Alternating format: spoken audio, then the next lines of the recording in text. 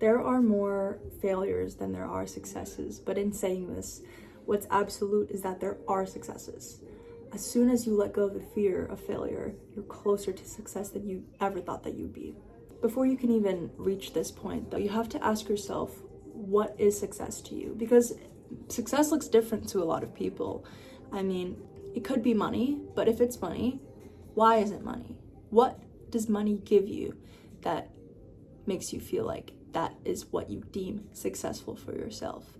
Because after all, money gives you freedom. That's what I feel in my head. So it's like, if I was signing off a contract and I'm like now not able to do anything because I'm spending most of my time working and I can't even actually spend the money, then what's the point? Because there's no freedom, so it would just be paper that's keeping me alive, and that's a rather sad life to me. So that is not my idea of success. But in order for you to reach that, you have to be okay with failing. You have to be willing to set foot and try the things that you want to try for the sake of doing them, for the sake of getting it done, for the sake of putting it out there, not the success rate. Because if you have a project that you're working on and you look at the percentage rate of its success, like the probability rate that it's going to be a hit, and it's under 10%, and you think, oh, I'm not gonna fucking do it then, well, then you're losing out on the tools that you needed to build in order to climb your way towards success. Those were the things that you needed in your back pocket, but now you don't have them. And also, for the sake of your being, if it's something that you really wanted to do, it's so much better to know that you tried than to think that you didn't at all. Because then you can brush that away and move on to the next thing, because the next thing is always after you. Now, another thing is that failure is a damn privilege. And I recently really started to believe this. I've heard it, but I really am believing it now, because it's like, damn, yeah, no, not everybody can fail. Not everyone has the age to even fail. Because for me, I'm 19 years old, I have no children, I'm not a homeowner, I don't have a career that depends on my presence every single day and my hard work every single day. I'm just a student. So I can start from zero again. I can fully try something and then fall right back down on my freaking head and then get up again, because I don't have children that is depending on me to be fed. I don't have any of those, none of these obligations that prevent me from failing, that prevent me from, I guess, living, because I'm not worried that if I get sick one day and I don't go to work, I'm gonna be out in the streets. And I know a lot of people are in this boat, and if you are in this boat, you are in your early 20s, mid 20s, you're a college student, or just literally someone that has no obligations and that you literally can fail. If you think about it, if you were to send out an artistic or creative endeavor that you were afraid of doing, if it were to fail, would it destroy you?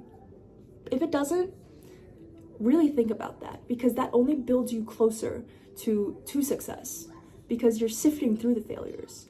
Now, like I said, there's a lot more failures, but the more you sift through them, the closer you get to what you're trying to look for. It's inevitable. If you keep on going, if you keep on pushing, that you'll find it. It's as long as you just do not lose faith in yourself, which is why you can't just think about the probability of you finding success when you're doing these failures. After you establish your meaning of what is success, what is fulfillment to you, after you establish what that is, that's what you should be working towards. Literally a couple months ago, I would have been so quick to be like, I just fucking wish I was rich. And then I thought about this in the car today, because I was at a red light for 5 minutes. Anyway, I was thinking about how if I were to be given $200 million right now, what would I even do with it? And I was on the way to a cafe to sit down and business plan it. I have this fun cheeky little idea about energy drinks right now. But that, and also LSAT study. I was like, if I were to be given $200 million in my bank account, what would I do? And I was like, I would want to say I would quickly start up this business, because I can now. I can full send it, right? And I'd be like, okay, maybe I'd want to buy a fucking Porsche. I don't know. And then study. But realistically, I would be so friggin' distracted. I'd be sitting down and I'm like, I just unlocked like so much inventory in this earth. So I'm like gonna be scrolling. I'm like, I could buy that if I wanted to. Like, and I just keep doing it. Like I would be rethinking everything. And that would distract me from even starting up this brand. And I was like, I want nothing more than to start this brand. So much so that I was there and I was like, I'm not ready for that. I'm glad that I don't have $200 million right now, because then I probably wouldn't start it, even though I said that I would full send it. Yeah, but first the excitement would probably take over me, because I'd be like, oh, sharp, you dead. I can send both my parents into retirement. I'd think about all the other things first. And right now there's just one thing that I want, and it is that. I just want to prove to myself that I can have an idea and I can full send it, even if it means that I'm not gonna be a hit at it. That right there is my goal with this. And like whatever happens, not attached to a certain outcome. More often than not, it seems easier to choose the safer route. But if you think about it in this way, there is a maximum capacity in which you can give something your all. Like, this is your all. Let's say like all the external factors are the same, right? And there's like 2 projects. And you had the intrigue and the curiosity and the want for both of them, to give them both your all. Not equally because that's all you can give, but because there's a threshold to your all. This is the amount that you could possibly give. Let's say one outcome is an outcome in which that promises 100 million, and the other one's 1 million, right? Or let's like bring it down. Like, I don't know. Let's just fucking throw around numbers. These are big numbers, but we're just throwing them around, right? No matter which one you choose, the possible worst case scenario is that you get nothing. And it's with both of these that you get nothing. It's with both of these that are 50-50. And why don't you just put it all towards the one that's the biggest? Like, I know they say sometimes the grass isn't greener on the other side. Hop the next fence. Keep hopping the fence. Yeah, maybe the next one's not. I never said it was. But I am saying that at some point, the grass will be greener. Maybe not the next one. Maybe not the next one. Maybe not the next one. But just keep on going for the sake of it. Like, why? Why hold on to something that you believe is all you deserve? It's better to say that you tried, right? I mean, like, now I'm also like, okay, don't be like, don't do something like incredibly idiotic where you're like, okay, yeah, it's a good idea. Shit, I just lost so much freaking money. Now I wish I even just had the $1 million. You gotta be okay with the fact that you just might not. Like, I learned not to do it again. But you also, if you have that drive, I believe with many things in life, there's a will, there's a way. Truly, if you want it bad enough, you'll do it. If you choose not to do something, that's when you have to be honest with yourself that you did not want it bad enough. There was this other brand that I was like building up, and I was having a hard time like really like working it up past just like the sketch of it, the idea of it. But it was something I'd grown really attached to. But I'm still glad I flushed the idea out, because right now that idea is low-key like the skeleton of my new one. I didn't continue it, and I was putting obstacles in my way, and I was saying, okay, well, I am not doing this because I don't have enough money for it. The budget's crazy. I don't have time for it. I'm always working. I'm at school. La la la la. I was saying all this, but I couldn't admit that really the reason was that I did not want it bad enough. Like, if I did, I would be doing the same amount of work as I am now for this new thing. I would have been daydreaming about it all day, every day. It makes me happy that the goal isn't success. Because if you're looking like too far ahead, it's good to plan ahead for sure. But if you're looking too far ahead, then you're almost giving yourself room to get there. And sometimes you need urgency. You do. Because say, oh, I've got 10 years to get there. Are you really gonna put in the most effort that you can starting today? If you in your head think that you have 10 years before you have to do that? You're not. Like, you're not gonna progress as much as you would unless you're like my goal right now, my success right now is just proving to myself that I did the first step, that I did the second step, that I did the third. And that end goal is inevitable.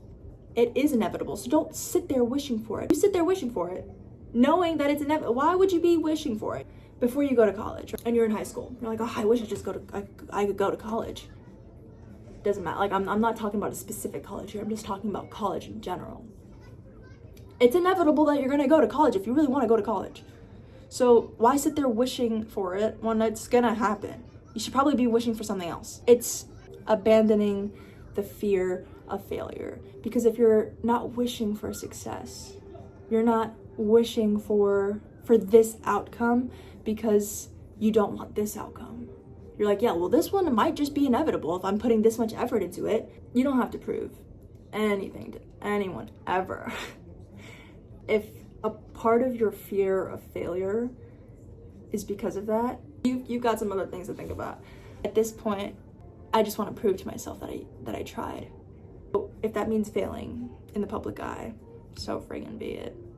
Don't set your goal out to be rock bottom. Don't set your goal out to be failure, but like, be okay that it exists. You know what I'm saying is, if you have the privilege to fail, don't be afraid of failing. Figure out what success is to you, what you would still be doing anyway if your idea of success is money, what would you still be doing if you had the money right now? What is one thing that you would do and maybe do even more of because now you have the ability to? Or what is your idea of fulfillment? And why is failure so scary to you?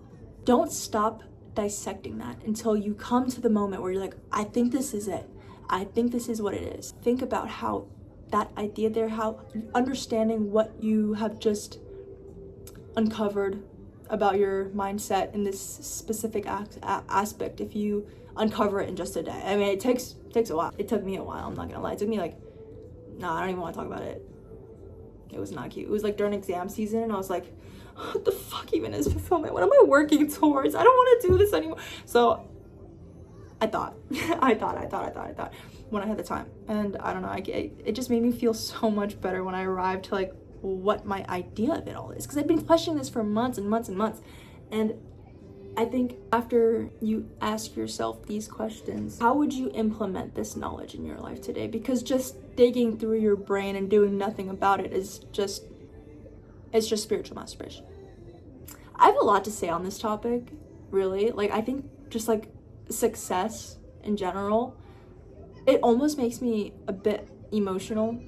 I was watching this video of, it was Sam Zia. He was literally just like explaining like his process of becoming a millionaire, and specifically when he was on call with his father and he had already dropped out of college but he didn't say so yet, so he called his dad after he'd been getting like 5k 4k payouts from TikTok and then 30k plus followers in one day. He called his dad and was like, I dropped out of college. And his dad was like mad, real mad, yelled his head off or something, right? And then he shows his dad the numbers, and then he shows his dad the followers, and then his dad goes silent, like on the line, silent, and then he says that he's proud of him. And what made me tear up while I was watching, like I was just driving, listening, right?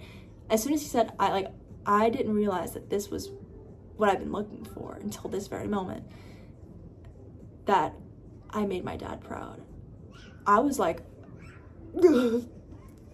because I have no idea, like I think my body reacted faster than my brain did.